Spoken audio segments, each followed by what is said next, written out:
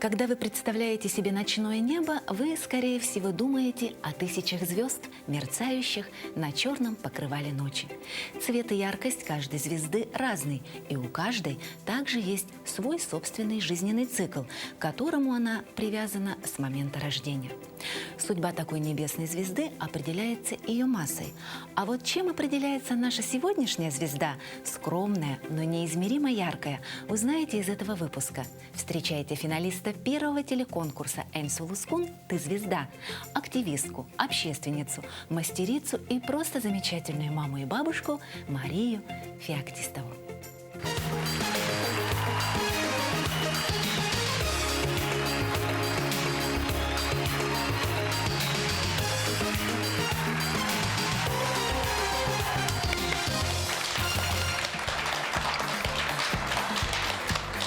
Uyanakot puotuharurosonna, ostogas napnarin moronna, kynotun köyter karakta, köstübet kynayı mihşerde, sayın kyn sargı var, sandar kyhara sargı var, oğuzam saryalar.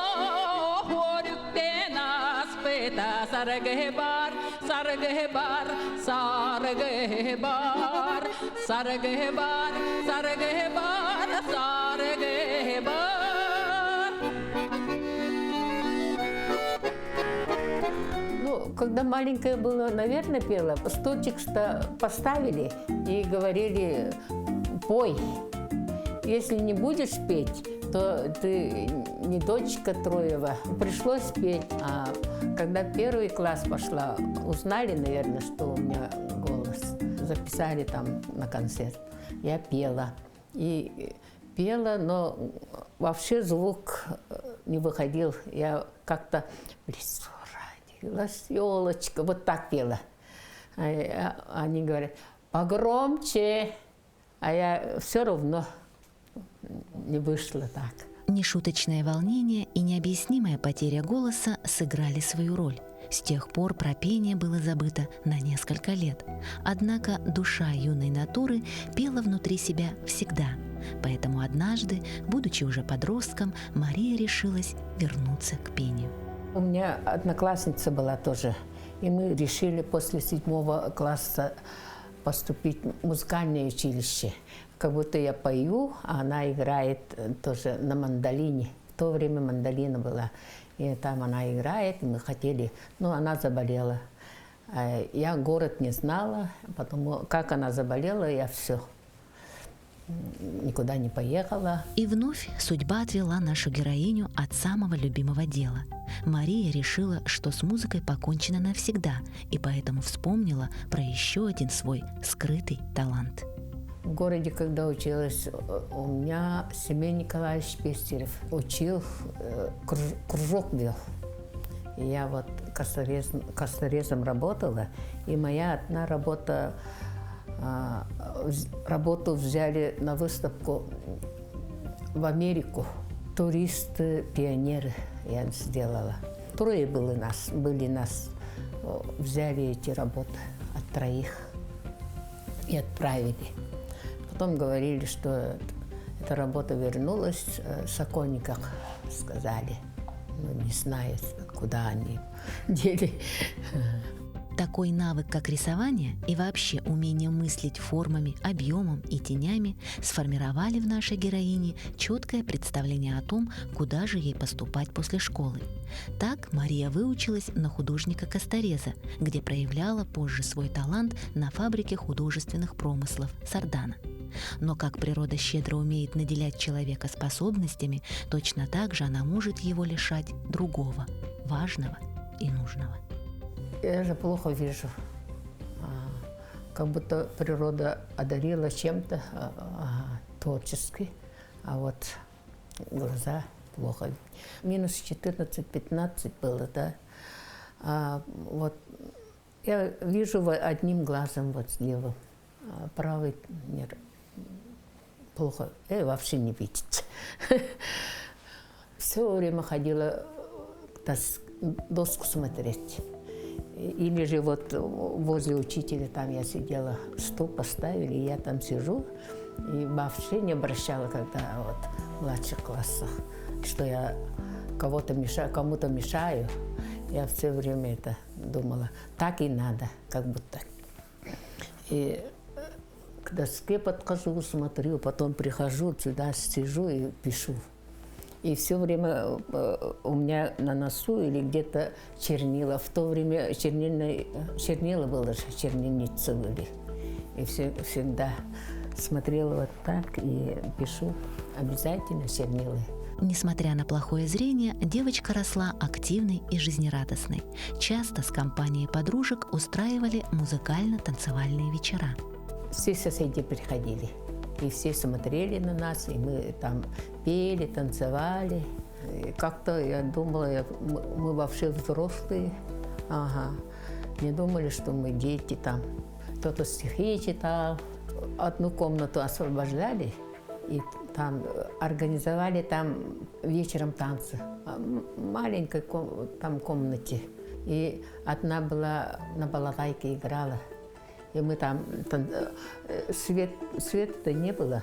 И это свечи или же лампа. Так, под блики керосиновой лампы проходили вечера в глухой деревушке близ села Эдяйцы Намского района. Сегодня, спустя много-много лет, Мария Павловна вспоминает эти выступления с превеликим удовольствием, ведь именно в такие моменты начинает петь душа.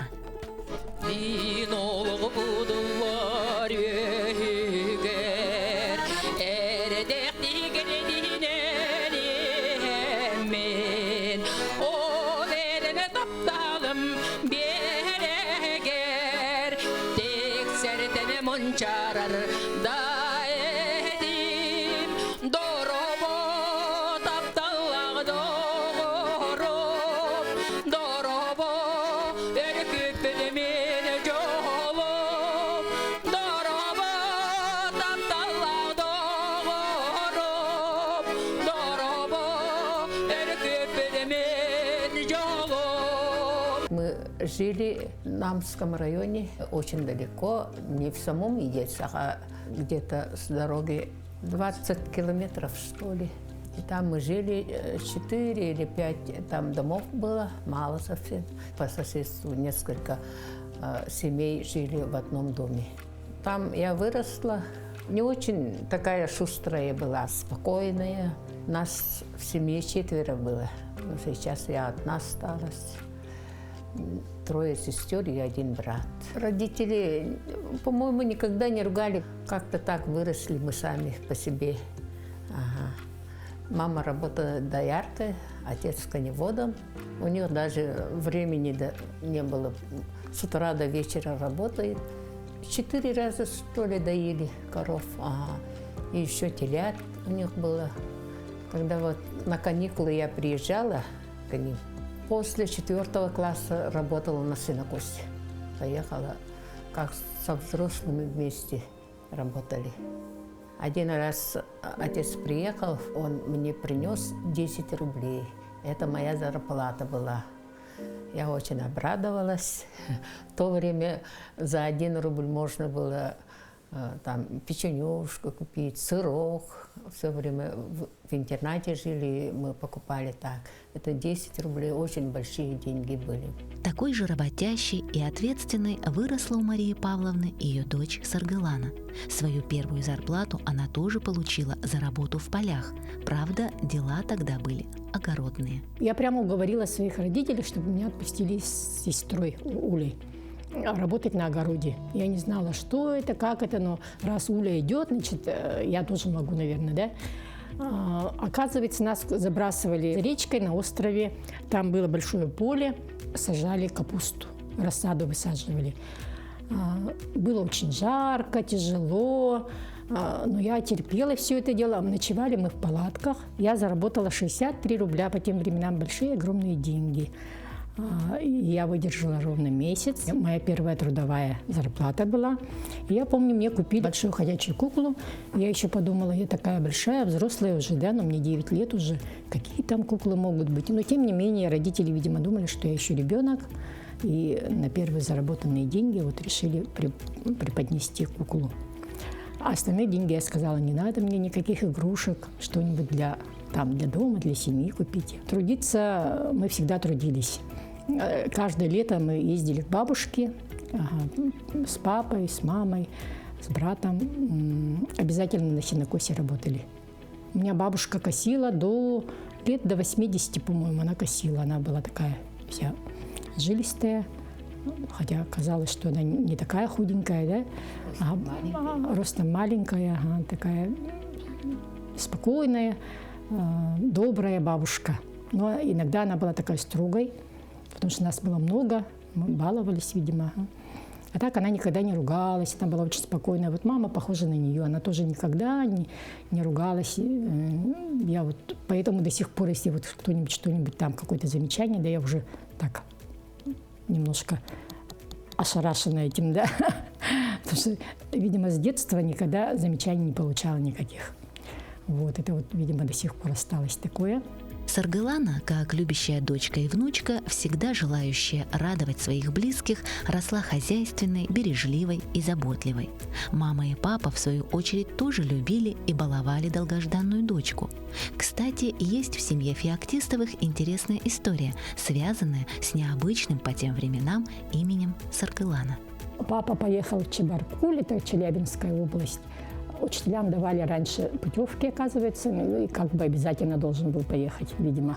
А мама должна была родить. Вот молодую свою жену оставил, но он оставил ее там бабушкам, тетушкам. Их было очень много у него сестер двоюродных.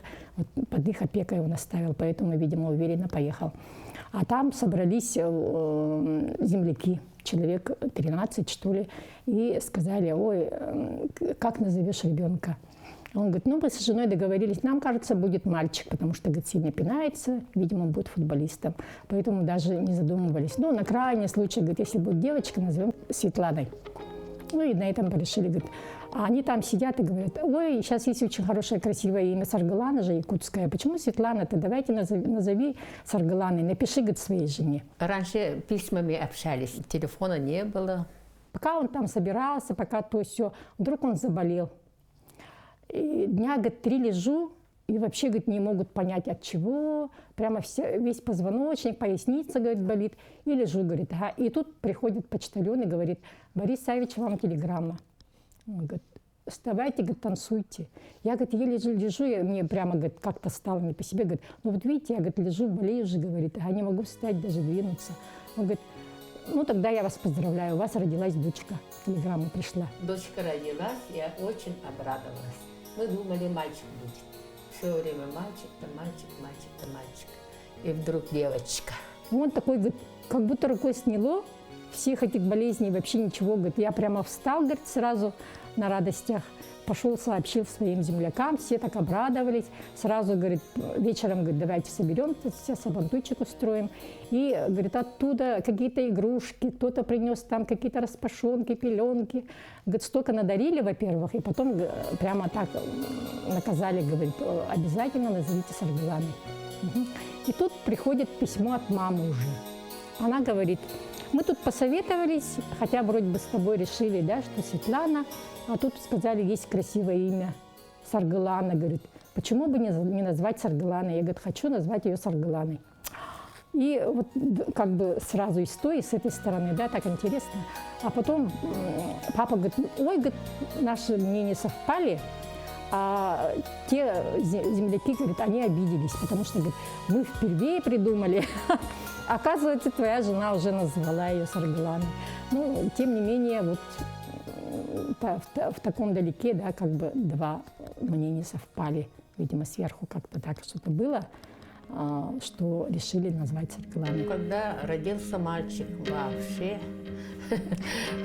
праздник был. Мальчик очень шустрый был, когда маленький. У меня брат, он на 1,5 года младше. Но он был очень сорвиголова. Вообще такой на месте не сидел. И все время все ругались на него. Сейчас он такой степенный, у него 4 внука. А я была вся такая белая, пушистая и такая вся примерная. Папа был довольно такой строгий человек. Мне так казалось, да, но он меня очень любил. Папа был учителем математики. Он практически всю жизнь проработал в школе. Мама была учителем черчения, воспитателем и работала в интернате еще параллельно. Да? Папа был старше мамы, но тем не менее 18-летнюю девушку, значит, увидел, полюбил. Они познакомились в Тулагино, где жила моя бабушка. В одно время они уезжали в Салданский район, в Тумуле и в Тулуне. В общей сложности мы прожили 3 года. Но тем не менее, вот до сих пор те друзья, те ученики, которые там односельчане, да, вот с Тулуны, с Тумула. В Тумуле больше родственники были, а в Тулуне мы вообще не знали там, что за деревня была. До сих пор дружат, до сих пор приглашают. В школе они проработали всего 2 года в Тулуне, например, да. Все юбилеи, все какие-то большие праздники деревни до сих пор приглашают. Мне это очень приятно. Моих родителей до сих пор помнят, ценят и уважают. В этой деревне, что мне нравилось, да, там к учителям очень хорошо относились в то время. Может быть, время немножко поменялось, да, сейчас разные понимания, но учителей очень ценили, учителей прямо почитали. К нам часто вот просто вот соседи, там кто-то, да, у нас же живности не было, там чего-то, мы как бы приезжие, да, получается. В магазинах ничего не продавалось особо. И кто сметанкой угостит, то рыбкой, там рыбные места, все время кто-то что-то приносил. Не говорили от кого, чего, да, чья-то мама, чей-то папа, нет, такого не было. Вот на удивление, я потом, когда постарше стала, так удивлялась, мама рассказывала, стоит вот на лесенке, да, заходим, приходим из школы, говорит, а там сметанка стоит, еще что-то стоит, да, мисочка с чем-то, с рыбой, там еще с чем-то. Люди были очень добрые, клуб был рядом, я помню, папа с мамой уходили на танцы, они там были, видимо, заводилами, мама очень хорошо пела, и у нас все время собирались люди. Молодежь, видимо, по тем временам, мне казалось, что взрослые все, тетеньки, дяденьки, да, учителя из школы приходили. Потом еще помню, что мама всегда говорила, в школе нас вообще, к нам вообще не подходи. Ага. И не зови нас мама, папа, детки. Ага. И я так думаю, как это так можно? Я прямо ждала, когда перемена была, ждала, когда же все разойдутся, учителя, да, звонок зазвенит, и они уйдут. Я так все равно заглядывала, говорю, мама или папа, да, что-нибудь спрашивала у них, когда никого нету. В связи с тем, что папа приболел, мы вернулись уже в город опять. Жили у бабушки Чернышевского, 66. Там стоял бабушкин дом большой, они там жили с семьей. И маленький домик, в котором жили, наша семья жила. Все мое детство прошло там практически. Залог, улица Гастелла Чернышевского, Зеленый луг. Ага. Там мы с братом ходили на лыжи. Я все время проигрывала, конечно, и очень сердилась. Говорю, как это так? Я старше тебя, я должна тебя выиграть, да? Но не получалось. Вот. Однажды я пошла, там же за Залогом у меня подружка живет, и родители, вот, за что-то, видимо, за что-то, я как раз там присутствовала, какое-то замечание сделали, да. Для меня это было какой-то нонсенс. Я вообще никогда, меня почему-то, кажется, не ругали, может быть, не за что было, но как-то вот громко даже не говорили, да. Я такая вся как-то обласканная, но брату, конечно, немножко доставалось, так как он был такой шустрый. Ну, и я как-то про себя вдруг подумала, это я училась в классе 2, наверное, да, до сих пор помню этот случай. Я про себя подумала, как хорошо, что у меня такие родители, да, я такая счастливая. И потом думаю, ой, надо же, у меня такие хорошие родители, меня никогда не ругают. Ага. А потом это как-то переросло, я такая уже начала воображать, да, вспомнила там какие-то дальние страны, да, что у них там то ли война идет, то ли там за кого-то боролись в детстве нашем глубоком, да. И тут я подумала, как хорошо, что я живу в Советском Союзе, как хорошо, что я живу в городе Якутске, где все спокойно, все хорошо. И так хорошо мы целыми днями учимся, играем, да, что-то вот такое прямо сильно вот впечатление, видимо, такое осталось. Ага, я все время думала, какая счастливая, какая счастливая. И уже когда стала взрослой, да, я все время думаю, ну, спасибо маме, папе, да, за то, что родили, воспитали. Действительно, вот есть такое выражение, да. Ну, я, правда, очень счастлива, что у меня такие родители. Поколение 60-х, 70-х годов действительно росло чутким, добродушным, отзывчивым. Этому их учили родители и педагоги. Конечно, это была эпоха комсомола, профсоюза и партии. Папа был очень такой, тоже в комсомоле, был вторым секретарем в свое время, да, в Булунском Лусе работал. Тоже, видимо, активный был. Мама была лучшей общественным городом, у нее есть такая медалька городская, в свое время она получила. Она больше тем, что вот, участвовала в каких-то песенных больше, да, она выступала с какими-то поездками для инвалидов, там, ветеранов и так далее, да. Когда на пенсию ушла, я начала петь. Там школа 3-го возраста ходила, потом совет пенсионеров было, и туда ходила тоже.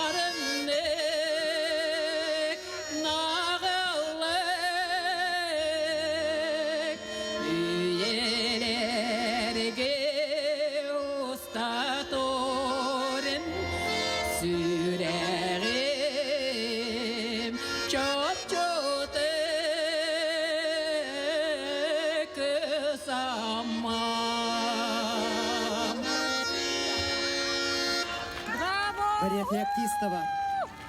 И потом мастер-классы она проводила тоже среди ветеранов, инвалидов.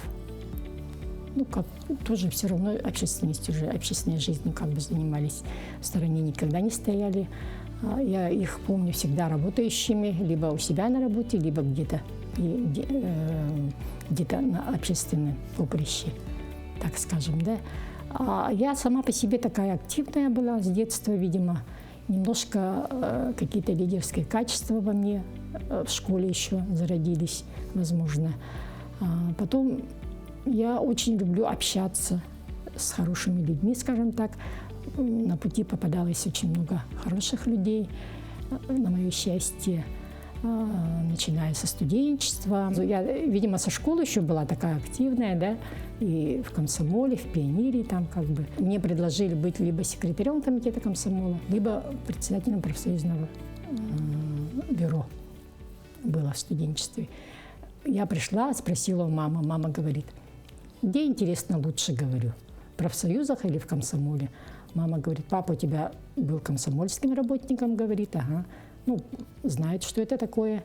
Ты, говорит, тоже знаешь, наверное. Ну, попробуй, говорит, в профсоюзах, почему нет? Ну, и решила стать председателем профсоюзного бюро факультета. На первом же курсе мне предложили, я не отказалась. И такая серьезная, деловая, прямо ходила важная такая, ага. Я приходила как будто на работу, на педфак. Педагогический факультет я окончила ПИМНО, это педагогика и методика начального образования. Мне пророчили очень хорошую учительскую карьеру, потому что я была очень серьезным таким человеком, видимо, да. Но судьбе было так удобно, угодно. Тогда же было госраспределение. На распределение Леонид Ильич Левин был нашим председателем парткома университета. Он прямо встал и предложил, говорит, а вот Саргалану Борисовну мы хотим взять к себе быть лидером профсоюзной организации, заместителем освобожденным. Вот хорошо бы она поработала. Мне сказали, подумайте несколько минут. Я подумала, говорю, я, наверное, соглашусь. Потому что в городе, в школе без меня учителей хватает, говорю, хороших. А я бы, наверное, хорошим учителем была в районе, говорю. Почему-то вот у меня цель была такая, говорю, раз я туда не попала никуда, ну, попробую здесь, говорю, в соцправкоме поработать. Я нисколько не жалею. Это вообще такая хорошая школа жизни. Лариса Риясовна Кулаковская тогда была председателем правкома. Я еще когда училась. А когда пошла работать, там уже Антонова Ольга Владимировна была председателем, я была ее заместителем. Мы там дневали, ночевали, проводили какие-то обучения, да, адаптацию проводили. И разные льготы для студентов тогда существовали. Мы им помогали. Как только могли, чем могли, особенно семейным студентам. Да? Общежития не хватало, естественно, и мы придумали в одном старом корпусе, открыли семейное общежитие. Там проработала 6 лет и уже как бы пошла по общественной линии. Работала в аппарате у депутатов, и в последнее время я работаю в отделе общественных связей, курирую общественную палату города Якутска. 21 человек, все очень известные довольно-таки люди в городе, общественники, которые своей общественной деятельностью помогают городу, решают какие-либо такие насущные вопросы, да, мы решаем. Саргалана Борисовна, будучи активистом общественной жизни Якутска, не утрачивает свой пыл и по сей день, направляет всю энергию и весь свой трудовой опыт на благо и процветание родного города. Успевает она так же, как и ее бабушка и мама, рукодельничать, ведь это мастерство переходит у них из поколения в поколение. Мама моя, Ульяна Егоровна, очень работящая женщина была. Она до 90 лет, ну, последние годы плохо видела, но где-то 88 мне она куртку шила. Из андатры так хорошо шила. У нее шов такой прямо, такой хороший шов был. Мама у меня рукодельница, мало того, что она косторез, да, очень много она сама вот один раз увидела и училась, всю жизнь училась чему-то. Вот что-то ей понравилось, где-то что-то она увидела нового, да, она сразу за это берется, она обязательно это докончит. Бисером, вот нет, по-моему, того, чего она не умеет. Она практически все. Когда мы строили дачу, даже сказали, что она лучше, чем мужчина, гвозди вбивает. Так что мастер на все руки. Она много участвовала на выставках. У нее очень оригинальные изделия, не как у всех.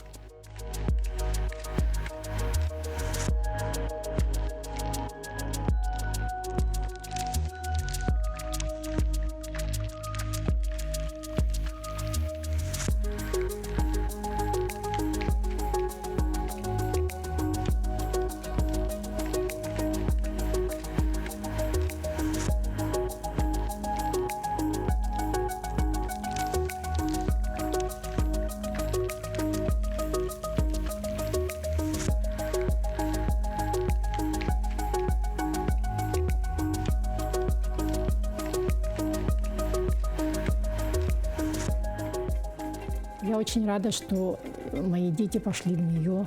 Они очень творческие, креативные, очень многому у бабушки научились. Они обе золотые медалистки у меня, девочки, в свое время, да. И поэтому заслуга нашей мамы очень огромная. В то время, как мы работали действительно, да, очень много работали, она воспитывала наших детей. Мы всегда чувствовали, что оставляем детей не без присмотра. Всегда я была уверена, что она справится лучше, чем я даже. Вот. Я очень благодарна и за детей, и за себя, потому что свет в окне, скажем так, да, для меня. С детьми она нам всем помогает до сих пор, да, хотя дети уже взрослые. Это альбом, когда маме было 60, девочки сделали мои, да, и тогда они были совсем маленькие, в начальных классах еще, по-моему, младшая училась. И вот написала старшая: «Бабушка, я желаю тебе самого-самого, еще раз самого, еще миллиардов самого. Еще раз самого прекрасного, плюс еще раз самого хорошего и счастливого. Я надеюсь, что когда мне исполнится 60 лет, я смогу сказать, что прожила такую же интересную жизнь, как ты. Я хочу, чтобы в моей памяти сохранится столько же приятных воспоминаний, как на твоих фотографиях с Ордана».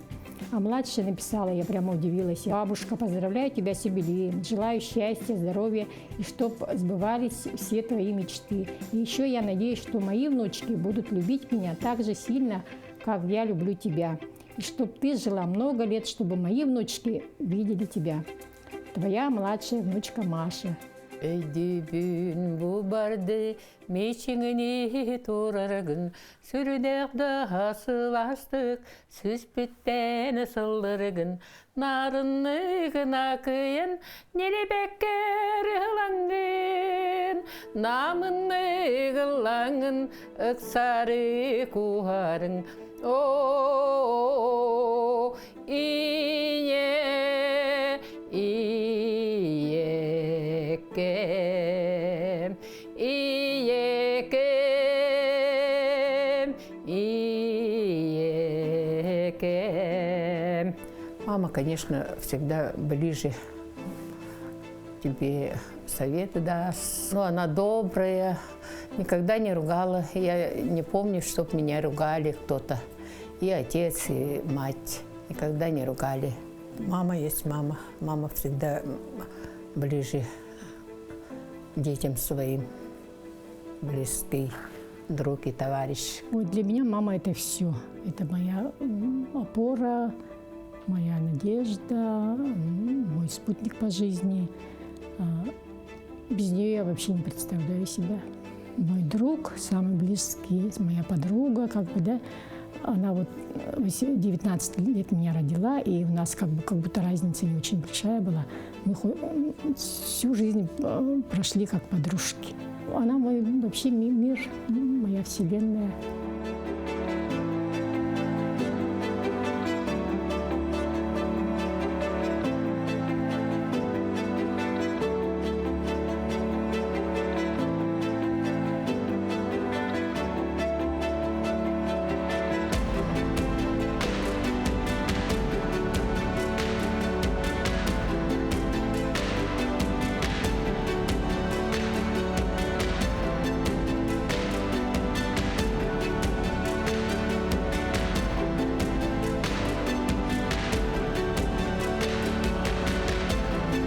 Считается, что яркие небесные звезды находятся в галактических окрестностях на расстоянии до нескольких сот световых лет. Но все же самые яркие звезды находятся среди нас, на Земле. Они на расстоянии вытянутой руки, а то и ближе. Это наши мамы, наши ангелы-хранители. Ну а если вы не верите в ангелов, просто посмотрите в глаза своей мамы.